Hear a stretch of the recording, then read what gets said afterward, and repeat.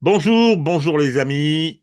Retour avec Édouard Husson, parce que je considérais que la conversation précédente était tout à fait passionnante et c'est quelqu'un de précieux, parce qu'il a une vision des choses. C'est un historien d'abord, hein, un normalien historien, et il a une vision de la marche du monde qui rentre en résonance avec la mienne alors que nous sommes issus de lieux d'énonciation, c'est toujours cette expression que j'utilise, nos lieux d'énonciation sont différents. Alors, là, j'ai souhaité qu'on parle de ce qui s'est passé à Kazan la semaine dernière, c'est-à-dire cette réunion des BRICS, qui a été un sommet très important qui s'est déroulé en Russie, puisque la Russie était pour cette phase le président de l'organisation. L'année prochaine, ce sera le Brésil. Alors, c'est un événement qui était très attendu pour ceux qui essayent d'être un peu attentifs à la marche du monde et qui a eu une couverture très médiocre chez nous. Euh, Pas complètement opaque, hein. C'est-à-dire qu'il y a quand même des gens qui se sont donné un peu de mal. Très peu de journalistes ont été là-bas. Je note que les anglo-saxons, la BBC était présente, puisqu'il y a Oui. même un de ses représentants qui a eu un dialogue avec Vladimir Poutine en conférence de presse. Nous, on a été absents, toujours confis dans notre médiocrité. Mais enfin bon, il y a eu un certain nombre d'articles de journaux qui ont fait état, au moins état, de cette conférence. Alors, euh, Édouard, le problème, c'est que je- certains disent, bah écoutez, la montagne a accouché d'une souris. Je pense que cette vision des choses, et c'est vrai que quand on lit les textes qui ont été adoptés, prononcés d'abord, certains qui ont été adoptés, on s'aperçoit que c'est le langage diplomatique qui a pris le dessus, qu'il fallait lire un peu entre les lignes. Il fallait aller chercher un petit peu des informations si tant est que ce sommet était destiné à en donner. Moi, je pense qu'il y a un décalage entre la dimension symbolique de cette réunion, qui était pour montrer au monde, voilà, ça existe, ça travaille, c'est en train de bâtir un monde nouveau, et le décalage entre ce discours, mais qui n'allait pas très très loin, et la réalité du travail qui est fourni, parce que lorsqu'on gratte un peu, lorsqu'on va chercher comment dire, sur les différents médias des pays concernés, on s'aperçoit qu'il s'est passé pas mal de choses et il continue à s'en passer. Ça travaille ferme, ça travaille beaucoup. Alors, beaucoup ont très envie que on puisse annoncer la fin du dollar comme monnaie de réserve. C'est pas tout de suite, hein, c'est pas tout de suite, mais manifestement, on travaille à ça. Il y a eu quand même des événements qui ont été des événements très marquants, et en particulier, alors je pense que c'était au travail déjà depuis un moment, en particulier le rapprochement entre la Chine et l'Inde, qui est un événement considérable. Considérable. Ce sont deux pays qui avaient des rapports difficiles, sinon très difficiles, y compris parfois à dimension militaire, avec des affrontements, et ils ont décidé d'emprunter un autre chemin. Attention, tout n'est pas réglé, loin de là. La presse chinoise est circonspecte, avance avec précaution, mais c'est un événement tout à fait essentiel. On va quand même rappeler que c'est les deux pays les plus peuplés du monde. Et ce sont deux puissances industrielles. La puissance indienne est ancienne. Je ne sais pas quelle est sa place dans la hiérarchie, dans le palmarès, mais elle ne doit pas être si loin que ça du sommet. Quant à la Chine, c'est la première. Donc, mon cher Édouard, comment est-ce que vous voyez ce sommet à partir de ce que je viens d'évoquer, c'est-à-dire un aspect institutionnel, diplomatique, et si on soulève un peu le couvercle, est-ce qu'il se passe véritablement des choses qui sont de nature à changer notre monde? Alors, Régis, merci de cette occasion. Je vais commencer par une remarque sur tous les, à propos de tous les gens qui sont déçus parce qu'on n'a pas eu l'annonce du remplacement du dollar. On n'a pas eu la monnaie alternative. Et je crois que ça part d'une illusion chez des gens de bonne volonté dans l'Union européenne ou en Amérique du Nord qui comptent sur les BRICS pour venir nous sortir de notre mouise à nous, de nos difficultés à nous. Et donc, le travail que nous ne voulons pas faire de remettre les Américains à leur place, on voudrait que Poutine, Xi Jinping, Modi et d'autres le fassent pour nous. Et là, je crois que c'est une illusion parce que quand on lit bien les 32 ou 33 pages du communiqué final du sommet, on s'aperçoit que euh, tout est prêt pour que une partie du monde vive à un horizon pas si éloigné que ça, sans l'Occident, sans le monde occidental. En fait, pour moi, c'est le principal enseignement du sommet de Kazan, c'est que justement, il n'y a pas d'agressivité. Alors, bon, on dira, Poutine exagère, l'Ukraine n'est pas mentionnée dans le communiqué final, Xi Jinping soutient Maduro en disant, en anglais, ça a été traduit, We are Iron Friends, notre amitié est une amitié de fer. Bon, euh, mais en fait, l'idée, c'est, mais non, on n'est pas agressif vis-à-vis de vous, les Occidentaux, c'est vous qui l'êtes éventuellement vis-à-vis de nous. Voilà la teneur. Et par ailleurs, notre souhait, c'est que l'ONU fonctionne mieux, et donc différemment, qu'il y ait une meilleure représentation au sein de l'ONU, que le FMI soit moins biaisé, que l'Organisation mondiale du commerce fonctionne correctement, etc.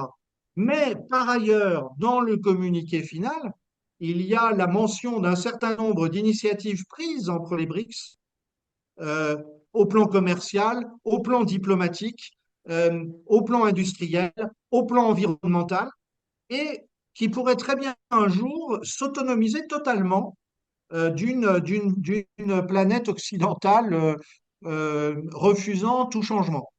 Et donc, je pense que c'est le premier enseignement, et ça, c'est très, très dur, et c'est finalement, c'est pire qu'une agression ouverte verbale des États-Unis.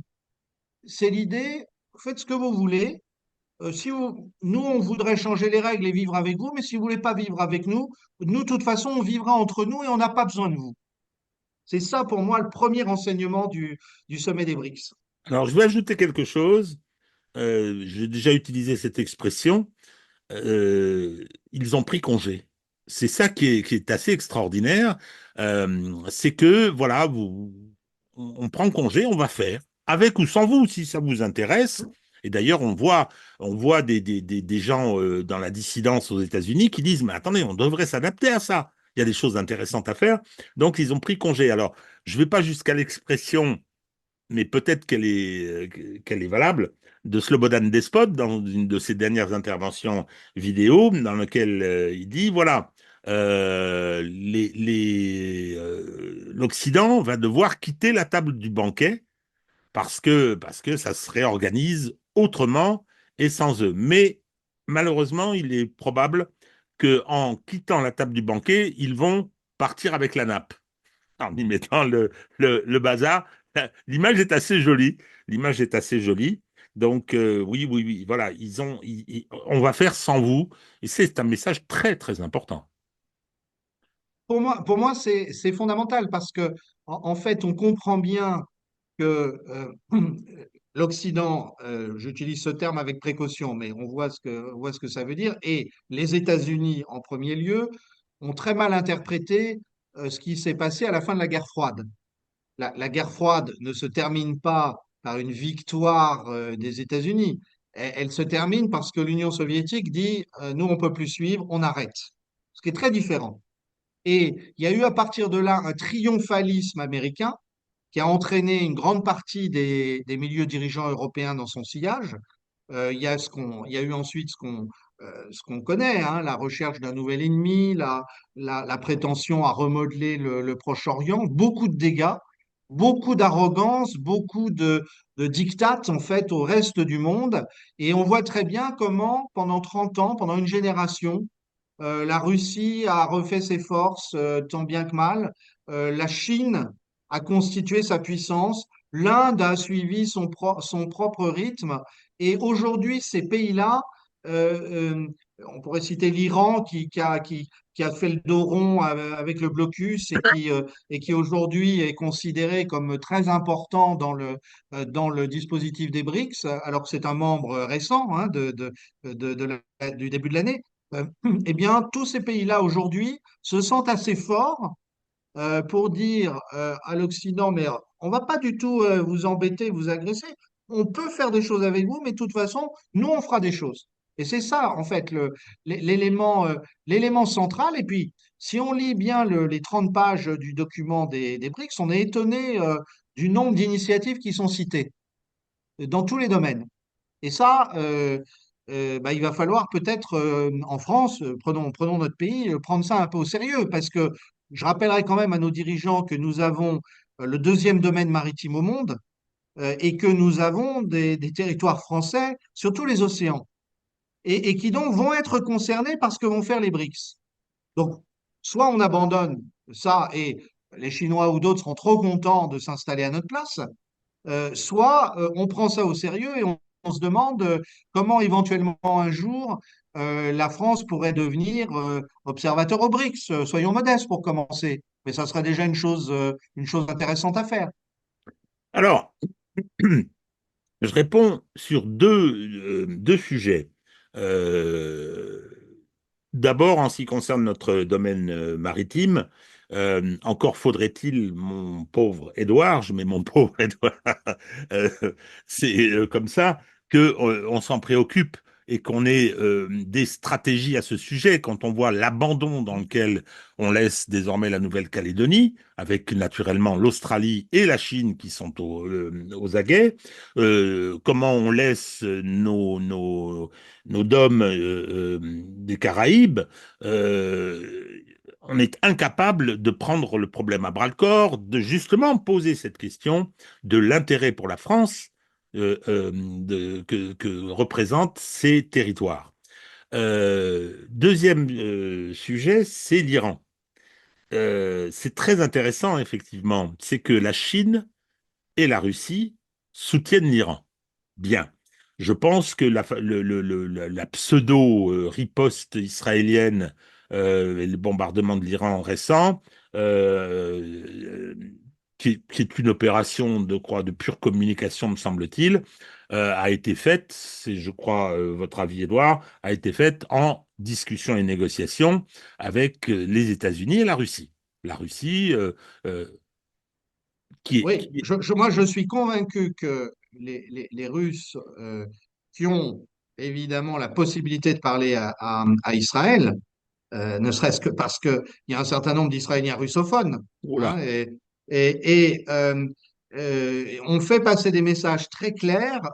Ouais, c'est quand même très curieux de constater que la frappe n'a lieu qu'au lendemain du sommet des BRICS, un jour après.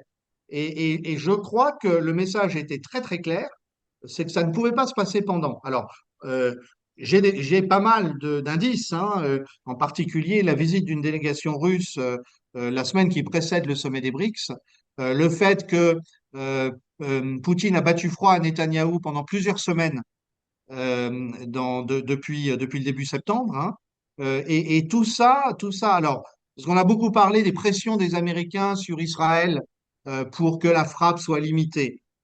Il y a certainement eu des pressions, on comprend les démocrates, ils aimeraient bien que ça s'apaise, ils aimeraient même un cessez-le-feu à Gaza pour pouvoir dire, regardez Kamala Harris comme elle va gouverner. Mais moi, je crois on ne voit pas l'acteur central au Proche-Orient qui est devenu la Russie hein, depuis 2015, depuis le soutien au régime d'Assad et la destruction de Daesh. Hein, il faut pas. Alors je sais que Trump aimait bien dire que c'est lui qui a détruit Daesh. Non, c'est la Russie qui a soutenu l'armée syrienne pour détruire Daesh. C'est ça qui s'est passé. Il faut le dire, ça fait pas plaisir, mais à certains, mais c'est un fait.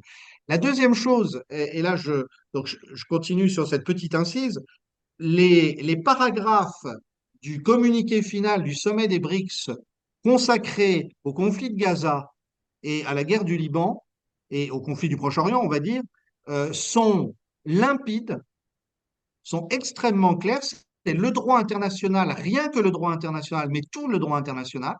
Et alors là, ça nous ramène à notre sujet. Il y a un contraste flagrant avec le discours porté, prenons l'Union européenne. Il dit, ben non, il y a en ce moment une question qui est celle du respect du droit international au Proche-Orient. Et donc, il y a la question d'un État palestinien. Et puis, il faut faire cesser la guerre. Et puis, c'est les frontières de 67.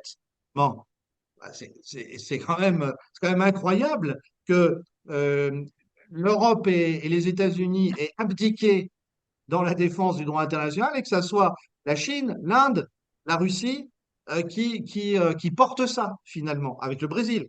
Alors, Édouard, vous avez parlé de l'erreur de l'Occident au moment de la chute de l'Union soviétique. On va quand même rappeler qu'il y a eu un grand succès de librairie qui était Fukuyama annonçant la fin de l'histoire. Non mais, je veux dire, arrogance intellectuelle confine à la folie. De quoi parlez-vous? L'histoire est finie. Ah bon, d'accord. Ben, l'histoire a démontré qu'il fallait arrêter de dire des bêtises à ce sujet. Euh, le, le, une des conséquences de cette disparition de l'autre acteur de la guerre froide, ça a été la transformation du droit international, né, ne l'oublions pas, de la victoire des Alliés dans la Deuxième Guerre mondiale, victoire à laquelle l'Union soviétique avait lourdement contribué. Ce droit international a été créé à ce moment-là, avec ses différents organes, l'ONU, la Cour internationale de justice, dont on entend parler en ce moment. Donc, il a été remplacé dans la pratique par l'ordre international fondé sur les règles. Personne ne sachant quelles sont les règles, hein, elles sont édictées au fur et à mesure par les gémons. Bon. Donc ça, le reste du monde, le Sud global qui représente quand même la majorité mondiale, c'est-à-dire que c'était presque les deux tiers de l'humanité qui étaient représentés à, à Kazan. Je dis bien représentés. Euh, C'est-à-dire qu'il y avait les BRICS eux-mêmes, il y avait les partenaires, et puis il y en avait d'autres qui avaient été invités, qui sont venus. Bien, donc, mais ce que je voulais dire sur l'Iran, c'est que c'est très significatif. Pourquoi est-ce que la Chine et surtout la Russie soutiennent l'Iran? Pour emmerder les Américains? Non, pour empêcher Israël de faire ce qu'il veut. Non, c'est pas ça le problème. C'est que l'Iran est une pièce essentielle dans ce qui est en train de se mettre en place. La BRI, par exemple, c'est-à-dire que les Chinois y tiennent beaucoup, l'Iran, qui est l'héritier de la Perse, est un pays de vieille civilisation, c'est un pays qui a des ressources importantes, qui est situé à un endroit stratégique. Hein, il peut parfaitement fermer le détroit d'Ormuz, l'Iran, et c'est-à-dire que toute l'exportation du pétrole depuis Arabie Saoudite et Émirats ne pourra plus se faire. Bon, ce serait une catastrophe et probablement un casus belli. Donc, si la Chine et la Russie euh, protègent, c'est pas le bon terme, mais soutiennent l'Iran, c'est pas parce qu'ils ont envie qu'à Téhéran, les femmes soient contraintes de porter un voile. C'est pas ça le problème. C'est parce que c'est un acteur important dans la marche du monde aujourd'hui, dans la réorganisation de celui-ci. C'est ça qui est en train de se passer. C'est pas une guerre de religion.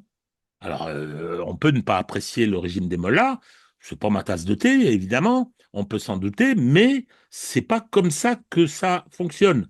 Et en tout cas, il y a de la part des partenaires de l'Iran dans les BRICS, il y a un respect de sa souveraineté. Donc ça, moi, ça me semblait quelque chose qui devait être dit parce que le rapport à l'Iran, et je crois d'ailleurs que lorsque sous Obama, il y avait eu des tentatives, il y avait eu des processus qui avaient été initiés pour essayer de sortir l'Iran de sa situation un peu de paria internationale, et à une époque où le système des sanctions fonctionnait beaucoup mieux qu'aujourd'hui. La Russie vient de nous faire la démonstration que c'était plus très efficace. Jacques Sapir nous dira que ça n'a jamais fonctionné, les sanctions. Et bon, toujours est-il, enfin, si on explique ça à Cuba, les pauvres Cubains aimeraient Oui. bien que ça s'arrête un jour.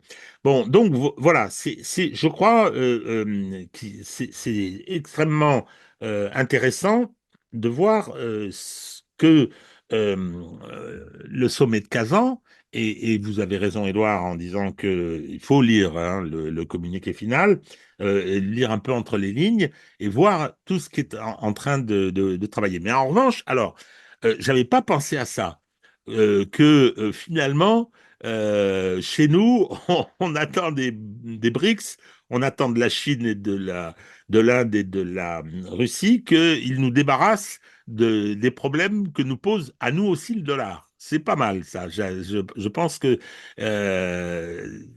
mais faut pas rêver, hein. Faut pas rêver. Non, non, ben non, parce que je pense que la réponse, elle est assez naturelle. C'est de dire, écoutez, on a déjà assez de mal, nous, à s'en débarrasser. On est en train de le faire, donc on va pas faire le boulot à votre place maintenant pour nous compliquer la situation.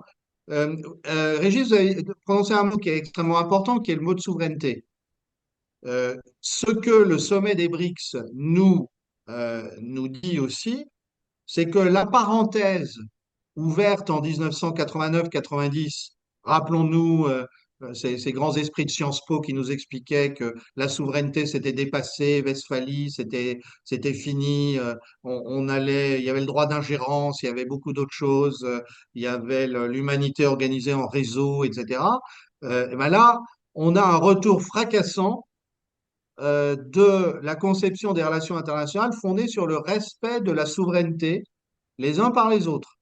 Et je rappelle ce que le général de Gaulle disait systématiquement, la souveraineté, c'est l'exercice responsable de l'indépendance d'une nation, d'un État. C'est le fait qu'on n'est jamais indépendant tout seul, on l'est au milieu d'autres. Et donc, on doit prendre des engagements vis-à-vis d'eux et les respecter, comme eux prennent des engagements vis-à-vis de nous et les respectent. C'est ça le fondement du droit international moderne, mais tout est déjà dans le testament politique du cardinal de Richelieu. Hein, je cite toujours cette phrase, les rois doivent prendre garde aux traités qu'ils signent, et Richelieu faisait particulièrement attention à ce qu'il signait, mais une fois signés, ils les doivent respecter avec religion. Et quand un cardinal de la Sainte Église romaine parle de religion, bon, en général, Oui. il sait ce que ça veut dire. Bon, donc ils doivent les respecter scrupuleusement. Bon. Et finalement, c'est ça que disent les BRICS. C'est voilà l'ordre international que nous voulons reconstruire. Alors, ça veut pas dire qu'il n'y aura pas de conflit. On parlait de la Chine et de l'Inde. C'est en train de s'apaiser. Alors, c'est un tremblement de terre. Quand on sait, comme les États-Unis ont essayé de dissuader l'Inde de soutenir la Russie directement ou indirectement depuis 2022, c'est un tremblement de terre. Mais ça ne veut pas dire qu'il n'y aura pas de conflit. Mais ça veut dire ces conflits, nous voulons les résoudre en fondant l'ordre international sur la souveraineté. C'est-à-dire qu'on revient au traité de Westphalie ou au congrès de Vienne. Finalement, c'est ça à quoi on assiste. C'est-à-dire que des vieilles idées européennes ont déserté l'Europe, qui est devenue américaine, et sont maintenant adoptées par le reste du monde, qui veut se débarrasser de l'influence américaine. Et ça, je pense que c'est un tremblement de terre. Alors, ils veulent s'en débarrasser parce que nécessité fait loi. C'est-à-dire que là, aujourd'hui, et ce qui est très intéressant avec cet événement, l'événement qui s'inscrit dans un processus qui a déjà commencé depuis un moment, mais dont on a vu l'inflexion très importante, c'est que le Sud global, la majorité mondiale, ne souhaite pas l'affrontement avec l'hégémon, avec les États-Unis. Alors, c'est clair que moi aussi, en particulier, pas en France, parce qu'il n'y avait pas une couverture intéressante, mais merci les logiciels de traduction hein, sur Internet. Donc, on peut se balader sur la presse internationale, sur la presse indienne, sur la presse chinoise. On trouve des pépites. Et ce qui est effectivement très intéressant, c'est que cette idée, on va faire sans eux est extrêmement présente. Et ils le font. Ils le font. Je prends juste un petit exemple. La Chine, alors on va naturellement la taxer d'être un pays impérialiste. C'est une blague. Alors ça, je le ressens comme tel parce que je me suis, ayant fait un voyage en Chine assez important, je me suis beaucoup intéressé à cette civilisation. Je crois que l'Empire du Milieu se suffit à lui-même en tant qu'empire. Hein. On est l'Empire du Milieu. Ça peut difficilement avoir un terme qui justifie cette vision. Et il y a pas le souhait de s'étendre de façon territoriale et de commander au monde. En revanche, on veut faire du business, on veut être riche, on veut se développer, et on pense que, pas parce qu'on est spécialement gentil, on pense que ça passe par le développement du monde. Euh, je prends l'exemple de l'Afrique, par exemple, que intelligemment Macron nous fait déserter. Hein, la francophonie et la France-Afrique est morte, tuée par cet homme, il faut quand même le faire. Et les Chinois, et la Russie un peu, mais surtout les Chinois, depuis 30 ou 40 ans, ont investi dans les infrastructures africaines 200 fois plus que, pas, non, pardon, 20 fois plus que les puissances coloniales en 200 ans. Alors, on ne peut pas comparer ce qui n'est pas comparable hein, sur l'évolution des techniques, etc. Mais clairement, il y a cette volonté-là. Je pense que l'Afrique est considérée comme, d'abord, il y a pour tout un tas de raisons, des matières premières, une population importante, c'est-à-dire des travailleurs importants, parce que les problèmes rencontrés par la Chine, par la Russie, ou par le Japon ou la Corée, sont sur le plan démographique, sont relativement importants, sinon très importants. Donc, je crois qu'il y a une volonté de ne pas aller à l'affrontement vis-à-vis de l'hégémon et que le fait d'avoir pris congé, après s'ils veulent revenir à la table et qu'ils reviennent, le fait d'avoir pris congé fait que on va se développer, on va faire la démonstration que c'est comme ça qu'il faut faire. Le, souvent, on entend les tenants, les pro-ukrainiens, les pro-russes ou les pro-palestiniens venir dire mais comment ça se fait que le Sud global n'intervienne pas plus, Israël se permet tout et n'importe quoi, ce qui est parfaitement exact, se permet des horreurs, mais voilà, le reste du monde n'est que dans les belles paroles. C'est que je crois qu'il y a le soin à ce que ça ne dégénère pas. Ça ne dégénère pas. Oui, oui, tout à fait. Alors, je vais prendre, enfin, d'abord, je prends une image qui vaut ce qu'elle vaut. Euh, prenons une centrale nucléaire qui est menacée d'explosion. Le principe, c'est qu'on enfonce une barre euh, pour calmer la réaction nucléaire. Et je crois qu'en fait, l'outil que les BRICS utilisent, c'est ça, fondamentalement. Le sentiment que le reste du monde a, c'est qu'il y a un risque très fort d'explosion, alors je dis nucléaire entre guillemets, mais d'explosion irrationnelle sous l'impulsion américaine. Et donc, la première chose à faire, et les Russes savent bien ce qui s'est passé à Tchernobyl en 86. Ils savent bien les folies de Zelensky qui serait prêt à créer un accident nucléaire pour en accuser la Russie, etc. Mais plus globalement, si on applique ça comme une métaphore, eh ben, c'est une barre enfoncée dans le réacteur pour calmer les choses. Je crois que c'est ça fondamentalement. Alors, c'est pas très spectaculaire, sauf que ça évite l'accident Voilà. Alors, si je reste sur... maintenant, si je passe à la géographie, moi, il y a une carte, il y a une dynamique des BRICS. Si on regarde la carte du monde, alors, évidemment, je suis un Européen, je regarde ma planisphère vue d'Europe, avec l'Eurasie bien visible. Je ne me place pas du point de vue de l'Extrême-Orient, de l'Empire du Milieu, je ne me place pas du point de vue de l'hémisphère occidental, mais je m'assume comme Européen et je regarde ce qui se passe. Je vois une diagonale qui va en gros potentiellement de Vladivostok à Santiago du Chili, et qui est la dynamique des BRICS, en fait. Fondamentalement, rassembler l'Asie centrale, l'Eurasie, en fait, le cœur du continent eurasiatique, euh, stabiliser l'Afrique et l'aider à se développer. Et le bout de la dynamique, c'est l'Amérique latine. On le voit bien avec le Brésil. On reviendra un peu sur les vapeurs de Lula. Il a glissé dans sa salle de bain, il n'est pas allé au sommet. On va dire, il y avait un côté comique, mais fondamentalement, c'est ça. Et alors, simplement, ceux qui sont aux commandes, en fait, c'est le triangle.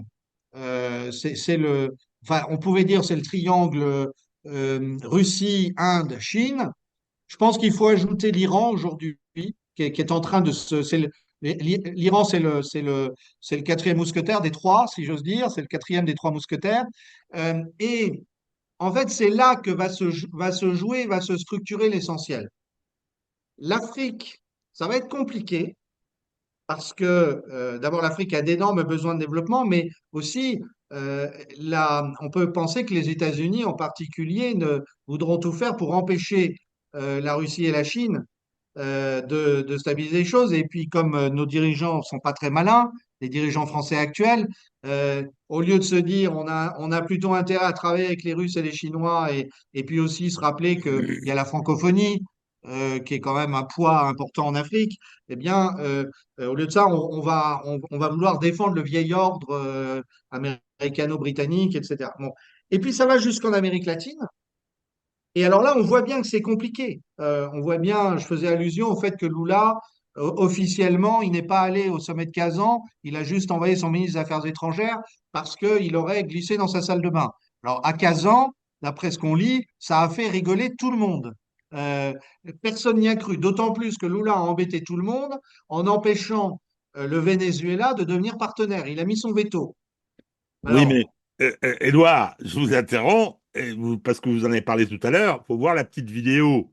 Je la mettrai peut-être au montage. Faut voir la petite vidéo où Xi, toujours une façon de oui. se sourire un peu figé sur son visage, qui lui tient la main longuement et qui lui dit notre amitié est une amitié de fer. Ah bah oui. Alors, Xi n'a pas demandé qu'on produise les procès-verbaux de l'élection de Maduro. Hein, eux, ils la reconnaissent, ils n'ont pas de problème. Et deuxièmement, Lula, il peut aller se rhabiller en sortant de sa salle de bain, parce que Ah là, bah, on ne peut pas être plus Lula, il a clair. rendu service à Maduro, hein, parce que Poutine en conférence de presse et Xi Jinping, qui s'est laissé filmer bien volontiers, ils ont légitimé. Alors ensuite, moi, je ne me prononce pas sur le fond, mais ils ont légitimé l'élection de Maduro. Ah Bon, oui, complètement. là-dessus, Lula, on comprend bien qu'il d'abord il est soumis à des pressions énormes. Il y a quand même une partie de l'establishment brésilien qui est très hostile aux BRICS. Et par ailleurs, il accueille le G20 dans quelques jours. Donc, c'était compliqué pour lui. Mais il va y avoir une épreuve de vérité l'année prochaine, puisque c'est le Brésil qui a la présidence des BRICS. Et si Lula n'est pas fiable, lui qu'on annonçait un peu comme celui qui allait tout changer par rapport à Bolsonaro, etc. Bon, eh bien, euh, ça ne fera que conforter quelque chose, c'est euh, le cœur des BRICS se trouve bien en Eurasie.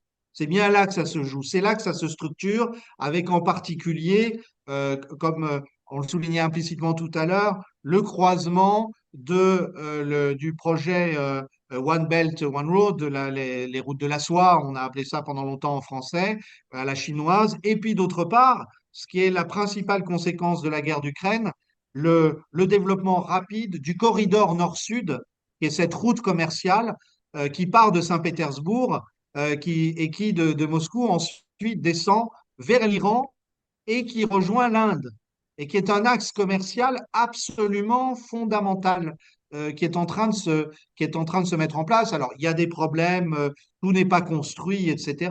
Mais fondamentalement, la dynamique des BRICS, c'est ça. C'est, alors, si vous me permettez une autre, pour rester dans une vision géographique ou géopolitique, on se rappelle que la vieille obsession des Anglo-Américains, c'est que les puissances maritimes empêchent le développement de là ou des puissances continentales. C'est la vieille vision de Mackinder en 1904, c'est le pont aux ânes, on apprend ça à Sciences Po ou ailleurs, c'est ça la géopolitique mondiale et heureusement nous avons les puissances maritimes donc ouvertes, démocratiques, qui nous ont protégés des tyrannies eurasiatiques, etc. En fait, c'est quelque chose de profond hein, dans l'imaginaire occidental.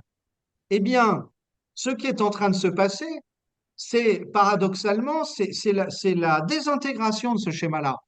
Parce que, d'une part, les puissances d'Eurasie sont euh, beaucoup plus pacifiques que les puissances maritimes aujourd'hui, c'est un fait. L'Inde ou la Chine, bon, la Russie est en guerre avec l'Ukraine, mais une fois que ça sera fini, on voit pas, contrairement à ce que croient nos intellos, on voit pas pourquoi la Russie continuerait à faire la guerre. Et, et d'autre part, ces puissances sont en mesure aujourd'hui d'utiliser les développements technologiques extraordinaires, en particulier les trains rapides, parce qu'après tout, nous, on a inventé le TGV, mais maintenant, il y en a d'autres qui en fabriquent à la chaîne et qui construisent des lignes bien plus longues que les nôtres.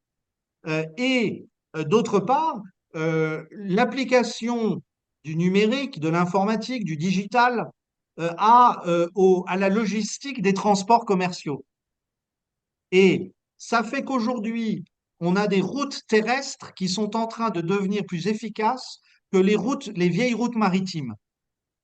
Comme en plus les Yéménites bloquent la mer Rouge, euh, là aussi, il y a un basculement tout à fait extraordinaire qui est en train de se passer sous nos yeux. Il va devenir plus intéressant de faire son commerce en passant par les routes terrestres chinoises, russes, indiennes ou autres, qu'en passant par les mers, comme on avait l'habitude de le faire. C'est quand même la fin d'une certaine vision occidentale. Alors, c'est fondamental, Édouard. Alors, ce que vous venez de dire, parce que d'abord, il y a effectivement tous ces progrès technologiques qui sont appliqués au transport des marchandises et des hommes d'ailleurs. Euh, Moi, il y a quelque chose qui me surprend. Enfin, qui me surprend, non, je suis obligé d'en prendre acte. J'ai été en Chine il y a 7 ans. Aujourd'hui, vous avez tout un tas de vidéos qu'on trouve. Il y a des jeunes qui sont en voyage là-bas. Il y a des documentaires sur la Chine, sur la Russie, sur le Japon et sur la Corée du Sud aussi, qui montrent que l'Asie. Alors, il y a l'Indonésie, bon, il y en a d'autres dragons, et je pense, il y a mon cher Vietnam, mais je pense à la Chine en particulier, c'est plus le même pays que celui que j'ai vu il y a 7 ans. C'est pas vrai. C'est pas vrai. C'est phénoménal ce qui est en train de se passer. Tout ce qui relève de la vie des gens, tout ce qui relève des villes, des transports, de leur fonctionnement, c'est terrible. Et lorsqu'on regarde un petit peu, si on fait un comparatif entre une ville chinoise, une ville russe et une ville d'Europe de l'Ouest, je parle même pas des États-Unis, c'est vertigineux. On n'est pas monté dans le train, Édouard. On est, on- C'est le cas de le dire, et, effectivement. et on n'est pas monté dans le train. Alors naturellement, il y a toutes les infrastructures, on voit des constructions pas possibles, mais euh, dans la vie de tous les jours, ils nous ont laissés sur place. Moi, je me dis, mais on est en voie de tiers-mondisation accélérée. Et malheureusement, on n'a pas les élites, on n'a pas les dirigeants, les gouvernants capables de le mesurer. Enfin, je veux dire, c'est le niveau, on est devenu, je suis peut-être excessif, mais on est devenu alors je pense à la France, mais pas que, des idiocraties, quoi. Bon, euh, et on le voit dans la classe politique et la classe médiatique, c'est le constat est tragique. Le constat est tragique. Alors, euh, mon cher Édouard, Kazan, événement important qui est finalement l'expression d'un mouvement de fond qui est en train de changer le monde. Alors, je souhaitais peut-être qu'on revienne sur ce changement, justement, un changement de perspective. Moi, je m'attribue quelques mérites, il faut bien que je puisse le faire de temps en temps. On En, n'est jamais mieux en- servi que par soi-même. en- en février 2022 ou début mars 2022, j'avais écrit un article assez long sur le sentiment que j'avais que c'était une page de 500 ans qui se tournait, c'est-à-dire que la,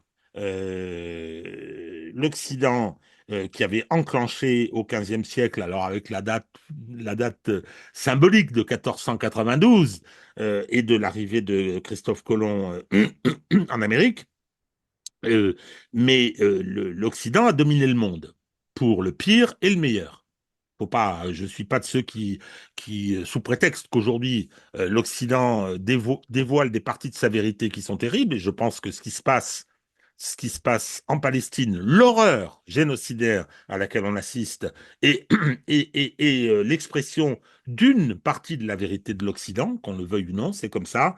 Mais il y a eu également une capacité à faire des progrès dans différents domaines qui a été, et une création de richesse qui a été assez extraordinaire. Sauf que je pense que ça se termine.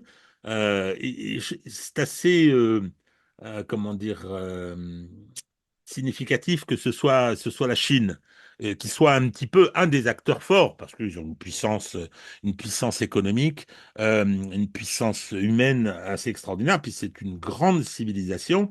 J'avais toujours été fasciné par ce qui s'est produit justement au XVe siècle en Chine, sous la dynastie Ming, c'est-à-dire que les Chinois avaient commencé à parcourir le monde, ils avaient des flottes extraordinaires le pays s'est refermé. Le pays s'est refermé au point que construire une jonque était puni de mort.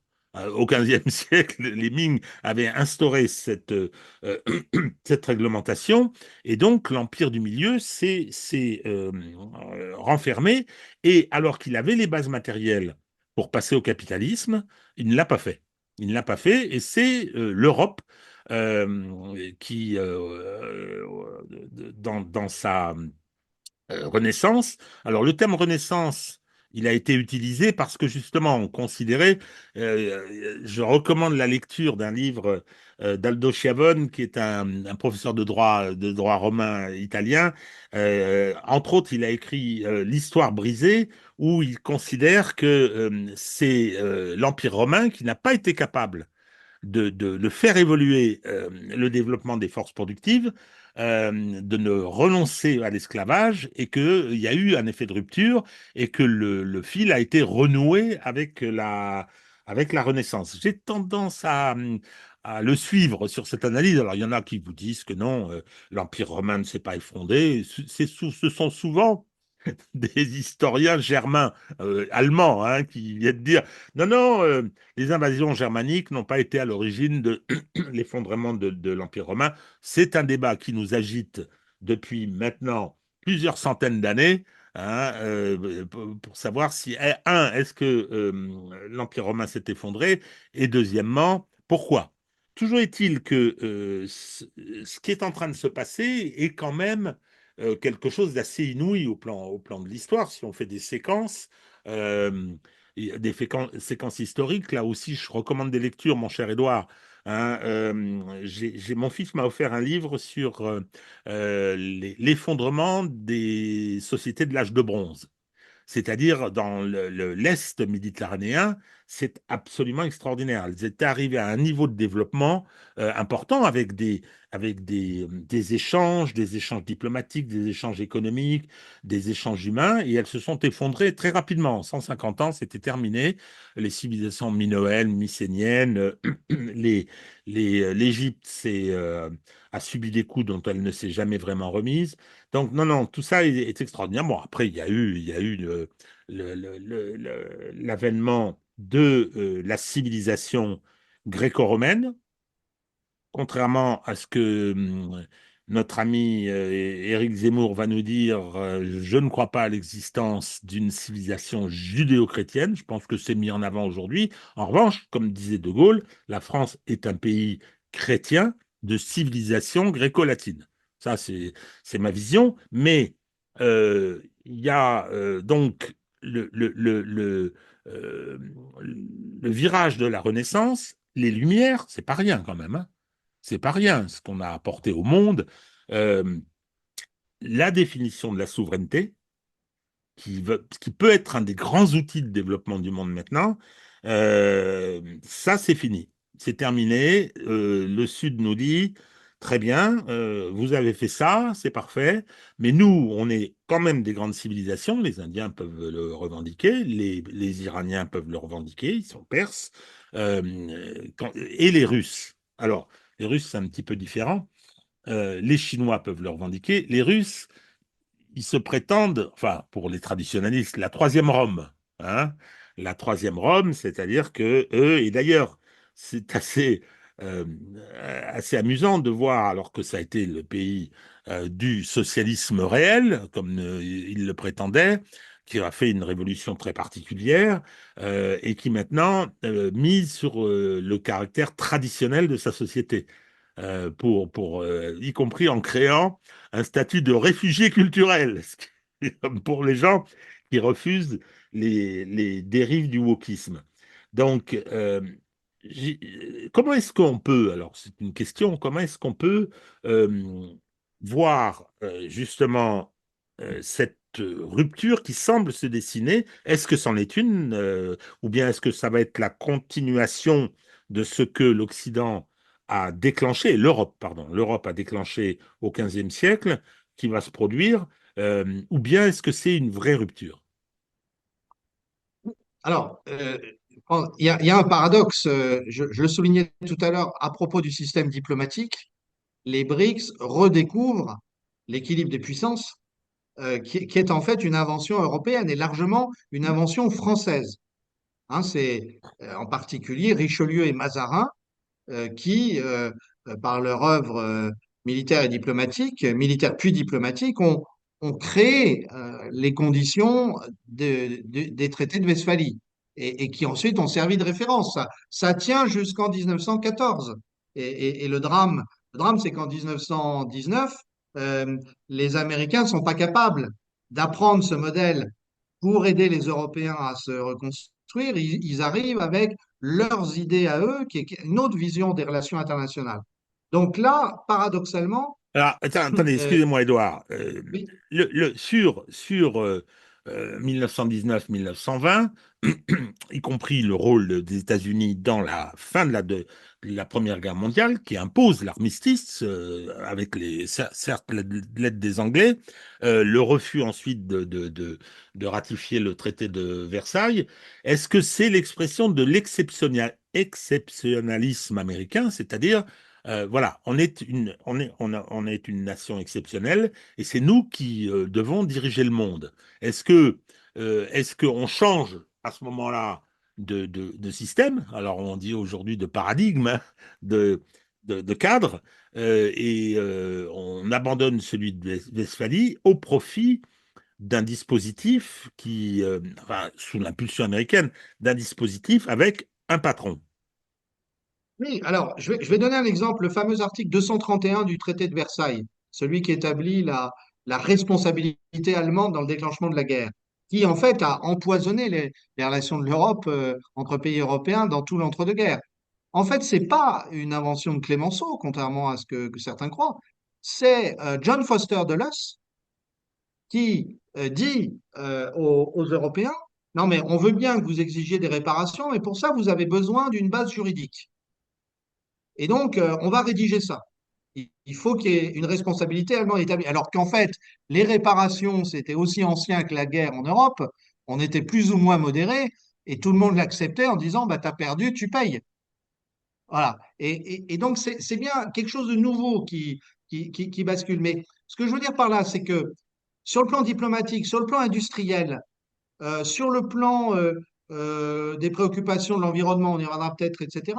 Bon, ce que proposent les BRICS, c'est de reprendre beaucoup de l'héritage européen et occidental, mais simplement en le menant rationnellement, avec leur rapport propre. Il y a un génie chinois, un génie indien. Que serait l'informatique mondiale sans les Indiens? Euh, que serait le travail sur l'aménagement urbain sans les Chinois, etc. On voit bien qu'il y a un génie propre. Euh, mais fondamentalement, ils vont continuer. D'ailleurs, ça nous laisse une petite chance si on se ressource. C'est que dans la définition de l'avenir du monde, euh, ce qui a été fait depuis la Renaissance, comme vous dites, prouve qu'il y a eu une créativité européenne et occidentale. Donc, il n'est pas dit qu'elle soit perdue.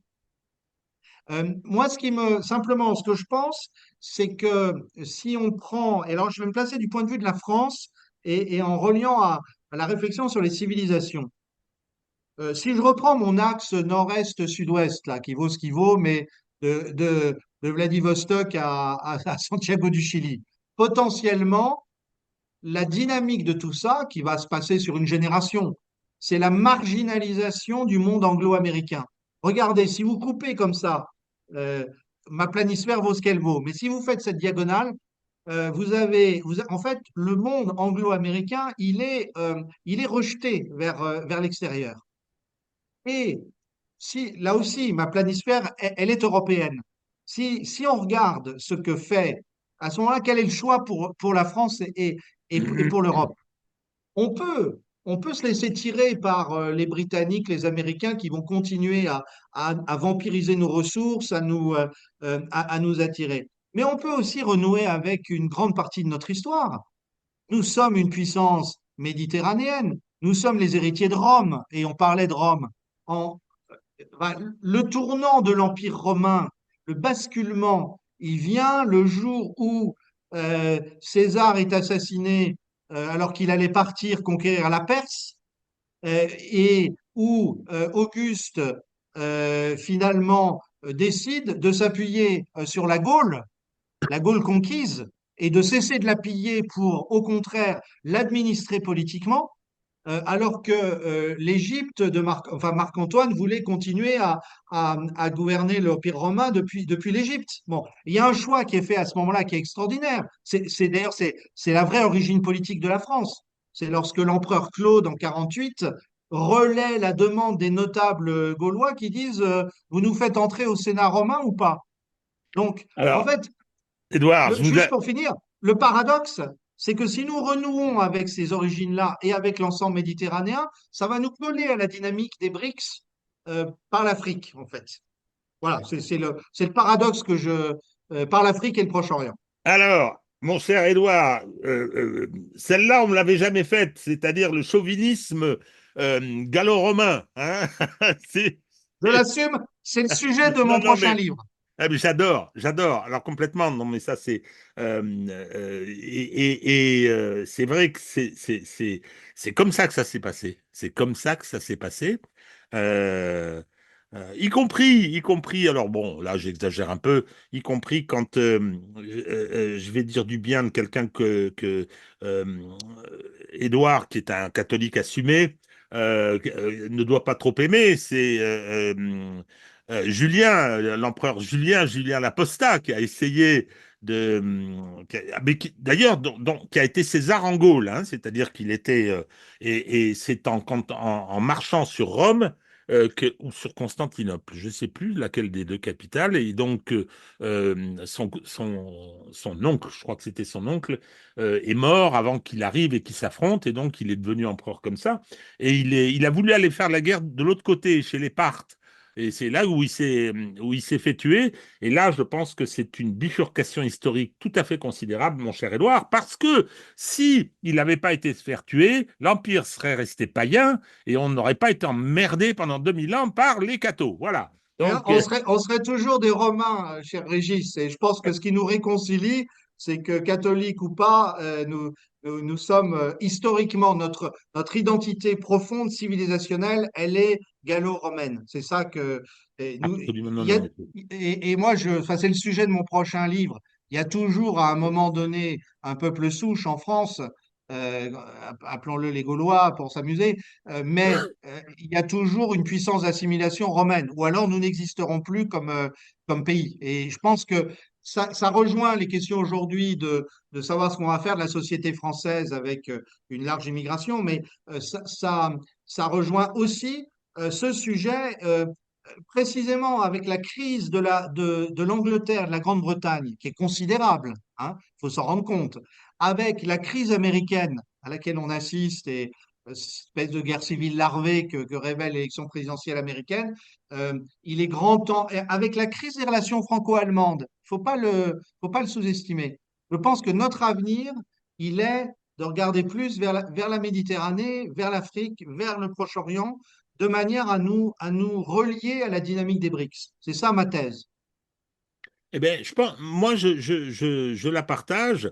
Alors, j'aime bien qu'on s'enracine dans le temps long comme ça, parce que on retrouve des choses, on comprend mieux certaines des évolutions. Alors, pour en revenir sur ce que sont en train de faire les gens de la majorité mondiale et du Sud global, ce sont des expressions qui sont pratiques. Euh, il y a une partie, vous avez tout à fait raison, où ils nous disent d'une certaine façon, ils ne l'expriment pas explicitement, mais on fait mieux ce que vous faites. On fait mieux que vous. On a appris, hein, on est dans cette trajectoire, on est dans ce chemin, mais on vous laisse sur place, quoi. Hein, on le fait beaucoup mieux que vous l'avez fait. Et en plus, on le fait peut-être beaucoup mieux, et là, il y a un petit peu de fierté nationale, il y a un peu de chauvinisme, on le fait mieux parce que on est des anciennes civilisations et en particulier, bon, bah, il se trouve que je me suis beaucoup intéressé à la chinoise, c'est vertigineux, quoi, hein, y compris dans les différences, des différences avec la nôtre. Hein, je fais souvent état de cette antiquité chinoise et du parallèle qu'on peut faire avec l'antiquité gréco-latine. Hein, j'ai toujours ma référence, Confucius et Platon étaient contemporains. C'est quand même assez extraordinaire. Donc, euh, cette, cette direction qui est empruntée nous offre, alors là, je pense à la France, nous offre des perspectives qui peuvent être des perspectives très intéressantes, mais à condition de se rénover, à condition aussi de se regarder en face. Et puis, quelque part, alors, il ne s'agit pas de partir en guerre contre le monde anglo-saxon, mais de bien mesurer ce qui nous sépare du monde anglo-saxon. Bien mesurer ce qui nous sépare et de perdre cette mentalité de coloniser. Vis-à-vis de la Grande-Bretagne, on l'a pas ou peu eu. Il y avait les anglomanes, effectivement, qui étaient assez influencés par le monde anglo-saxon. Mais vis-à-vis des États-Unis, ça a pris des tournures. On a une classe politique qui est asservie aux États-Unis. Quand on pense que, y compris dans l'actualité immédiate, la présidente de la Géorgie est une diplomate française formée aux États-Unis. On est en train de dire, oui, vous vous rendez compte ce qui se passe là-bas, mais c'est pas chez nous. Foutez-leur la paix aux Géorgiens. Arrêtez Bien sûr. c'est et on a des larbins. Je suis désolé d'utiliser ce terme fort. Donc, euh, tremblement d'histoire qui est en train de se produire. Alors, c'est une période passionnante, hein, mon cher Édouard, hein. En fait, on va vers la fin de notre entretien et il va falloir conclure, j'imagine, d'ici un petit moment. Euh, il me semble que ce qui se joue à Kazan, c'est que les deux tiers du monde ont dit, pour nous, l'égalité entre les peuples n'est pas négociable. Et ça, je pense que c'est fondamental. C'est le clivage d'aujourd'hui. D'ailleurs, si nous avons à nous détacher des Anglo-Américains, c'est principalement pour cette raison. Les Anglo-Américains ne croient pas à l'égalité entre les nations du monde. Euh, et, et donc, ça nous ramène à notre sujet. Et précisément, je disais, nous sommes des Gallo-Romains. Ce qui est fondamental chez les Romains, c'est que, bien sûr, ils ont été cruels, brutaux, etc. Ils ont construit leur empire, sauf que tout le monde pouvait devenir citoyen romain potentiellement, et même à la fin, a pu devenir citoyen romain avec l'édit de Caracalla. Et donc, c'est absolument fondamental. Ça, je crois que c'est le débat. C'est le débat. Et à nous, Français, de savoir de quel côté nous voulons nous situer. Mais si nous faisons le mauvais choix, c'est-à-dire continuer à accompagner l'idée qu'il y a une supériorité de quelques nations, peu importe qu'on les définisse culturellement et ethniquement, je ne sais comment, et à ce moment-là, on sortira de l'histoire. En revanche, si nous redécouvrons ce qui est le fond de notre civilisation, c'est-à-dire l'égale dignité de tous les hommes et l'égalité profonde entre tous les peuples, c'est ça finalement le génie français. Ce que De Gaulle a su exprimer, c'est ça. C'est que tous les peuples étaient sur un pied d'égalité. Ensuite, il y a des différences de développement, de puissance, de ressources naturelles, de tout ce qu'on veut. Mais tous les peuples sont égaux et euh, doivent devenir souverains, c'est-à-dire vivre selon leur génie, mais en bonne entente avec les autres. Alors, et ça, c'est pas, comment dire, c'est pas un principe moral. Ça peut le devenir. Bien évidemment, on peut être animé par des considérations morales, mais c'est un principe, je dirais, fonctionnel. Vous avez cité Caracalla, qui n'a pas été empereur très longtemps, qui était, semble-t-il, une sale brute, hein, mais qui a pris cette décision inclusive, inclusive, c'est-à-dire que tous les hommes libres de l'Empire sont devenus citoyens romains avec des conséquences importantes concernant le statut. Euh, c'est parce que c'était utile. C'est parce que c'était l'intérêt de l'Empire. À ce moment-là, c'était pas pour, si j'ai bien compris, hein, je connais pas le détail des raisons pour lesquelles il a pris cette décision, mais il n'était pas considéré comme un empereur écuménique, hein. C'était pas ça du tout, me semble-t-il. Donc, Alors, c'était effectivement, pas le alors, vivre ensemble. Je suis d'accord, c'était pas le vivre ensemble. non, Non, non. non, non, c'était pas l'inclusif.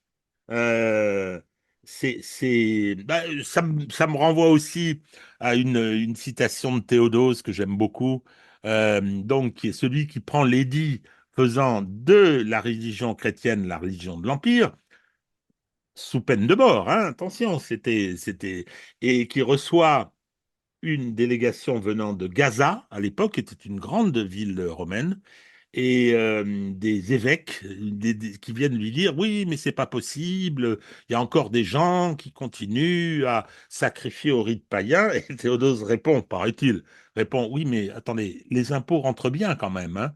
Donc, alors que c'était c'était lui qui avait... Bon, je ne sais pas si c'est apocryphe, je ne sais pas si c'est de la légende, hein, ça fait rien, je l'aime beaucoup. Euh, Petit point sur la puissance du monde anglo-saxon. Elle est très affaiblie parce que effectivement, c'est extraordinaire de se dire que l'Angleterre, qui avait 17 millions d'habitants, fait la révolution industrielle. À quel prix, hein? Oh là là là là. Hein, et à quel prix pour elle, pour ses couches ouvrières, et conquiert le monde, incontestablement. Et alors, on nous explique que c'est parce qu'effectivement, ils avaient la maîtrise des espaces fluides, c'était les puissances maritimes qui leur ont permis de dominer le monde. Or, cette puissance maritime, aujourd'hui, est obsolète. je pense à ce que disait Douglas MacGregor, disant à propos des flottes, et en particulier de la flotte américaine, il dit, vous savez, les flottes de guerre, il n'y en a plus que deux bâtiments. Il y a des tas de ferraille au fond de la mer et des sous-marins. C'est tout. Donc, alors, le sous-marin reste quelque chose, mais c'est pour la dissuasion, c'est pour la guerre nucléaire. Mais voilà, quoi. Si on imagine que, par exemple, quand on dit il faut que l'OTAN envoie des hommes au sol, bon, la- les soldats de l'OTAN actuellement sont essentiellement des soldats américains. Très bien, je ne sais pas combien ils sont, 300 000 peut-être, ou peut-être plus, moins, enfin peu importe. Mais attendez, vous voulez un corps expéditionnaire américain en Europe, vous l'envoyez comment? Par la mer? Il n'y en a pas un qui va arriver. Pas un. Bien sûr. Même les outils vont pouvoir les couler, les bateaux. Donc, Mhm. je pense à c'est quand même euh, assez impressionnant de voir ce qu'est cet affaiblissement de la puissance militaire. Alors, on peut le voir avec la façon dont le conflit se passe depuis le mois de février 2022, mais c'est aussi, on a l'impression d'une véritable impuissance. Alors, on ne Oui, parle même pas de la Grande-Bretagne, dans les pauvres, ça c'est Chihuahua. si demain il y avait une guerre autour de Taïwan, la première chose que font les Chinois, c'est de couler les porte-avions américains avec des missiles hypersoniques. Et le conflit sera mal engagé pour les Américains. Donc, donc c'est effectivement, je crois que c'est une révolution. Et si on revient à une vision plus pacifique des choses, euh, en fait, euh, aujourd'hui, face aux espaces liquides que les anglo-saxons, les anglo-américains dominent encore, on a des espaces fluides, je dirais, des espaces terrestres, mais profondément fluides, grâce au train à grande vitesse, grâce au développement des routes chinoises, russes, indiennes. Et d'ailleurs, si on regarde bien le trajet de toutes ces routes, jamais les Chinois n'ont voulu nous exclure des nouvelles routes de la soie. Au contraire, ils Au voudraient que nous contraire. en fassions partie. C'est le. Mais aujourd'hui, qu'est-ce qui dépense plus de kérosène pour aller en Extrême-Orient? Ce sont les compagnies européennes qui peuvent plus survoler la Russie. Les compagnies chinoises, elles continuent à surveiller la Russie, elles mettent 3 heures de moins. Donc tout ça montre bien le risque que nous avons de sortir de l'histoire. Et vous avez vu qu'il y a des compagnies occidentales qui ont demandé qu'on prenne des sanctions contre les compagnies chinoises, Oui, puisqu'elles ah avaient un oui, avantage. Sanctions immédiatement. Non, non, mais bon, c'est-à-dire, on n'est pas très très bien parti pour l'instant. Espérons que notre pays va trouver les ressources, parce que c'est celui-là qui m'intéresse d'abord et avant tout, qui va trouver les ressources pour se sortir de ce guêpier où nos actuels dirigeants l'ont fourré. Mon cher Édouard, on a refait le monde. C'est un travail important. On n'est pas si nombreux au niveau de l'expression à, à essayer d'appréhender cette réalité. Ben, on va continuer à le faire parce que ça, c'est quand même très utile. Et en aucun cas, on voit, et si on voit ce qui se passe aux États-Unis, en aucun cas, on peut laisser le terrain libre au système médiatique officielle, classique, parce que c'est une vraie catastrophe, au point que je pense à la citation de John Kerry venant dire si on ne maîtrise pas les réseaux, on ne va pas pouvoir gouverner. Et en substance, c'est ce qu'il a dit. Et Hillary Clinton a dit la même chose. Mais en face, cette fois-ci, ils ont eu du mal parce que l'élection américaine de 2024 n'est pas celle de 2016 et pas non plus celle de 2020. Les choses ont évolué extrêmement rapidement. Entre Tucker Carlson et il y en a un autre dont le nom m'échappe là, ils ont 35 millions de spectateurs qu'ils touchent à chacune de leurs émissions. 35 Mhm. millions. C'est considérable. Et C'est, tout c'est- ça à partir des réseaux sociaux, bien sûr. Oui, bien sûr. Alors, bon, Ouais. avec la question du contrôle des plateformes, la question de l'envie de censure, quoi. C'est devenu une passion. La censure est devenue une passion chez les dirigeants occidentaux. Ça, c'est assez difficile. Moi, j'ai eu une petite misère. Je me suis fait, je vous en parle, Edouard, je me suis fait supprimer une petite vidéo que j'appelle mes cartouches. Je dois un petit peu enlevé, je dis du mal des gens et tout. Et hop, on m'a dit que j'avais violé les règles et tout. Je me suis dit, tiens, lesquelles? J'ai essayé de savoir, je sais pas. Puis j'ai regardé à nouveau et j'ai compris. Je me suis permis de reprendre les accusations de conflit d'intérêts lancées par Émeric Caron contre BHL et j'ai documenté le fait qu'elles avaient une dimension pénale. Oh là là, ça n'a pas raté. C'est assez étonnant, hein? La Ouais. puissance Ouais. que conserve ce personnage. C'est comme ça, c'est pas grave, on va continuer quand même. Mon cher Edouard, à très bientôt et encore merci. Merci Régis de cette belle occasion.